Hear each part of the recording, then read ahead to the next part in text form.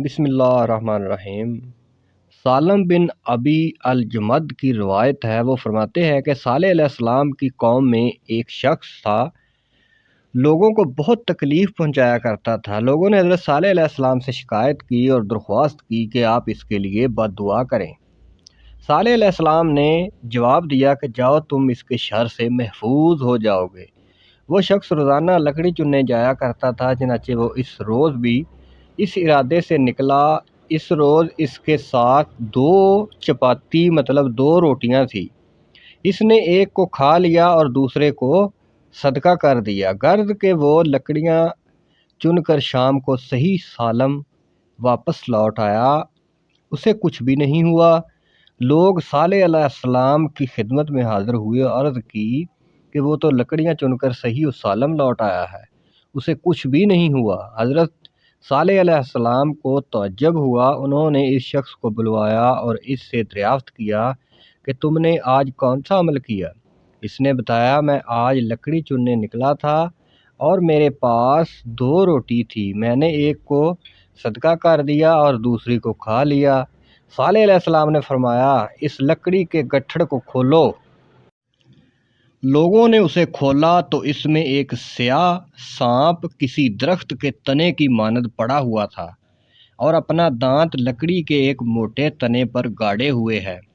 تو صالح علیہ السلام نے فرمایا، تمہارے اس عمل یعنی صدقے کی وجہ سے اللہ نے تجھے بچا لیا ہے۔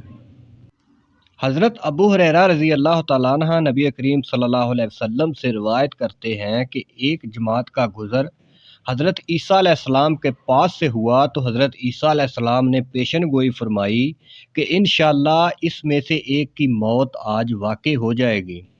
وہ لوگ گزر گئے اور جب شام کو واپس لوٹے تو ان کے ساتھ لکڑی کا ایک گڈھڑ تھا اور ان میں سے کوئی بھی نہیں مرا۔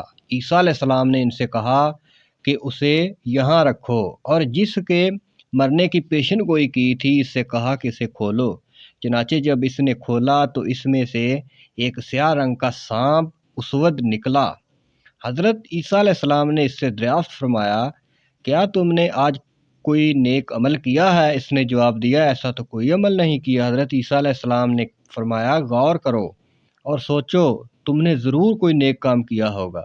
تو اس نے جواب دیا کہ یوں تو میں نے کوئی نیک عمل نہیں کیا، البتہ میرے پاس روٹی کا ایک ٹکڑا تھا، ایک مسکین میرے پاس سے گزرا اور اس نے مجھ سے اس کا سوال کیا تو میں نے اس کا کچھ حصہ اسے دے دیا۔ حضرت عیسیٰ علیہ السلام نے فرمایا کہ تمہارے اسی عمل کی وجہ سے اللہ نے تمہیں اس سے محفوظ رکھا۔ حضرت ابو ہریرہ رضی اللہ تعالیٰ عنہ روایت کرتے ہیں کہ رسول اللہ صلی اللہ علیہ وسلم نے ارشاد فرمایا، ایمان والا بندہ اور ایمان والی عورت اللہ کی طرف سے مصائب اور حوادث کے شکار ہوتے رہتے ہیں، کبھی اس کی جان پر، کبھی اس کی اولاد پر اور کبھی اس کے مال پر، اور اس کے نتیجے میں اس کے گناہ جڑتے رہتے ہیں، یہاں تک کہ وہ مرنے کے بعد اللہ سے اس حال میں ملاقات کرتا ہے کہ اس کا ایک گناہ بھی باقی نہیں بچتا۔ رسول اللہ صلی اللہ علیہ وسلم نے فرمایا، قیامت کے دن ہر شخص اپنے صدقے کے سائے میں ہوگا، حالانکہ اس وقت اللہ کے عرش کے علاوہ کوئی سایہ نہیں ہوگا۔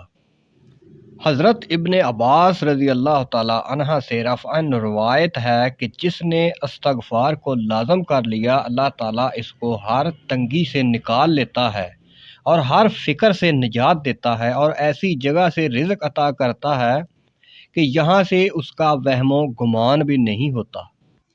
رسول اللہ صلی اللہ علیہ وسلم نے ارشاد فرمایا، جس نے استغفار کی کثرت کی تو یہ شخص ہر تنگی سے نکل جاتا ہے اور غم سے آزاد، اور اس کو رزق ایسی جگہ سے ملتا ہے جہاں سے اس کو وہم و گمان بھی نہ ہو اور نہ اس کو کمایا ہو، اور جس شخص کے لیے یہ ساری چیزیں جمع ہو جائیں وہ نعمت میں اپنی زندگی بسر کرتا ہے اور ہر سزا سے محفوظ ہو جاتا ہے۔